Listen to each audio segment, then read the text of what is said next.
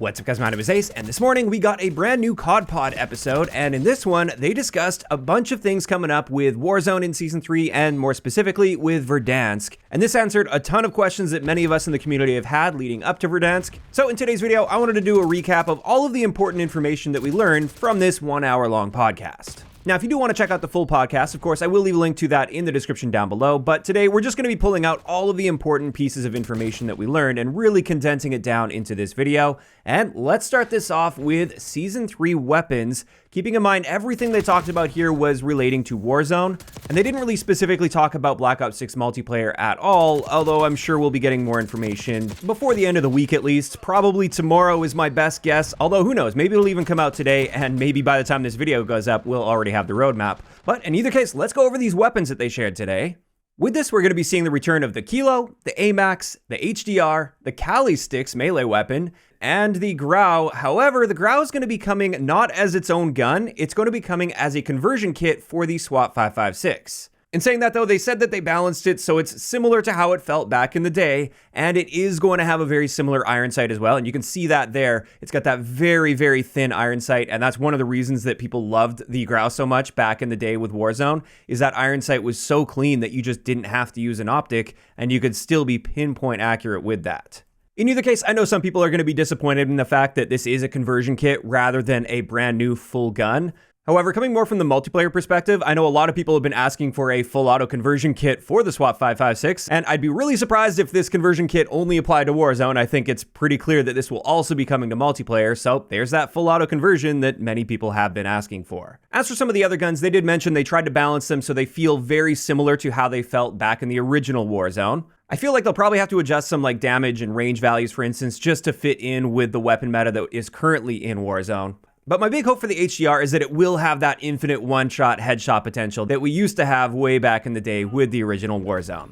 Next, something they've already confirmed, but they just reiterated here, floating loot is returning to Warzone, so it'll be just like how it was back in the day, and that's just so you can loot a lot more quickly, it's a lot more intuitive, and they said it'll behave exactly like the original. Then one of my personal concerns with the return of Verdansk is movement, because the modern Call of Duty movement is nothing like the original Modern Warfare 2019, especially with Omni movement in the equation, and that's obviously going to have a very big impact on how the game feels. And a big thing they mentioned here is they're actually going to be tweaking movement for Warzone, and this is built just for Warzone, so it seems like they're making some Warzone-specific adjustments to movement, and this won't necessarily be carrying over to the multiplayer side of things. But they do mention here that Omni movement will still be present. However, they're going to be tuning it to feel closer to the original movement in Warzone. So from the sounds of that, they're going to be dialing some things back. I would think they're probably going to be dialing back the slide especially.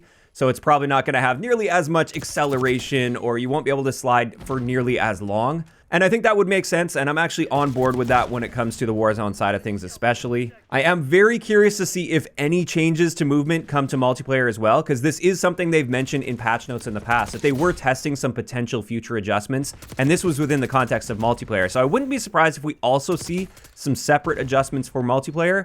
But in this podcast, they were clear that these were Warzone-specific adjustments, so it does look like they will be decoupling movement between multiplayer and Warzone, at least to some degree. After that, contracts. All of the original contracts from back in the early Verdansk days, those are all coming back. Unfortunately, I haven't really kept up with Warzone at all over the years. I didn't even realize the contracts were any different, but this is news, I guess, for people that have been playing Warzone. We're getting all of the original contracts back. Another thing they confirmed, which isn't too surprising after seeing that video where they were showing off Verdansk, there will be no redeploy balloons on Verdansk, and therefore you're gonna have to use vehicles a lot more. And this is where they dove into vehicles with a bit more depth in this podcast. They mentioned all of the original vehicles are coming back, and they rebalanced handling to be more like the original. However, they did mention that these will be more of a higher fidelity version, so it won't be exact one-to-one when it comes to these. They've just tuned them to be very similar to the old days. And this includes the original helicopter. That will be coming back as well. And on that same note of vehicles, they also mentioned within Verdansk itself, all of the same vehicle spawn locations are going to be present. So if you guys remember, certain vehicles had certain set spawn points. And while there was randomness to it, you wouldn't always get a cargo truck spawning at a particular spawn, for instance. There were set spawn points around the map where cargo trucks could spawn, and those spawn points will be the same for all vehicles. I just use cargo trucks as an example.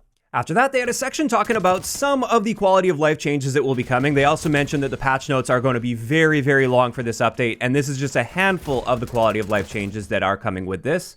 The first one I love the sounds of. This is with weapon inspects, it's now going to show you the attachments that are equipped on your gun. And that's excellent because I definitely remember back in the day picking up somebody's gun and I really wanted to know exactly which attachments are on that because that gun just felt great in my hands and I wanted to recreate that for myself. And while you can get a bit of an indication just by looking at the gun or even looking at the little UI icon on the bottom right of the screen, it wouldn't necessarily tell you every single attachment that was on it. So now all you have to do is inspect your weapon and all of the attachments are going to pop up so you can read them for yourself and copy those down, and then you could recreate that after the fact. After that, they also mentioned they're going to be providing info on which field upgrades the rest of your squad has. And that sounds quite useful. I'm all for getting more information like that to help you perform as a team more effectively. Then another thing they addressed here, which was a concern of mine because Verdansk is likely going to be bringing back quite a few players that have fallen off Warzone over the years, and therefore they don't have weapons unlocked and they won't have competitive loadouts right from the beginning. They did mention default loadouts with competitive versions of the Kilo and HDR. So it looks like they're providing those options just so you can hop in, select those default loadouts, and be able to compete effectively, even if you have no guns at all leveled up in the game. And going off of that a little bit, just a little tangent, throughout this entire podcast, there were quite a few mentions of the Kilo being very powerful. So just based on this, it does appear that they are going to be specifically balancing the Kilo to be a meta weapon for the launch of Verdansk. And as a result, having a default loadout with solid attachments already equipped on that is going to be a lifesaver for those people that are just hopping back into Warzone for the first time in potentially years. And then finally, for these quality of life changes, another thing that we've already seen, because they've teased this in the past, they are reverting to the vertical UI in the buy stations, and also they're adding a redeploy all button, so if you have enough cash, you can redeploy your entire team with the press of one button rather than manually selecting each of your teammates to redeploy. The next thing they mentioned here is they confirmed that Season 3 is actually coming a day earlier than we initially anticipated. It's coming on April 2nd for multiplayer. However, Verdansk still isn't coming until April 3rd, which is the date that they've always provided for us. And it turns out there will actually be 24 hours of downtime with Warzone. So between April 2nd and April 3rd, the Warzone servers will be offline. However, if you want to get the Kilo immediately for free, all you have to do is on the 2nd, once we get the Season 3 launch, just load into Warzone. And while you can't find a match, just booting up that menu will get you the Kilo for free. And in the podcast, Miles mentioned leveling up the Kilo before the launch of Verdansk, so that does appear to confirm the fact that the Kilo will be available in multiplayer as well. That was something that was kind of up in the air, just because it doesn't really fit with the era of Black Ops 6, but then again, we have many guns that don't fit with the era. So it's not too surprising, but it was just a question that people had.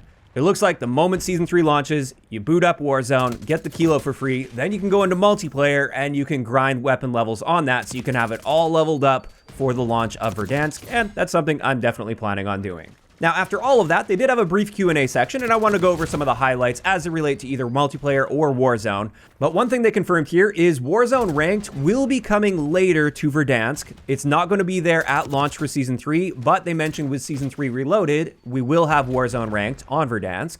There was also a mention of a gameplay trailer coming tomorrow that might be zombies only, or it could be for Season 3 in general. Then for Black Ops 6 multiplayer, we can expect a party games menu that will have, I believe, all of the party games we've had up until this point. So like Infected and Gun Game, for instance.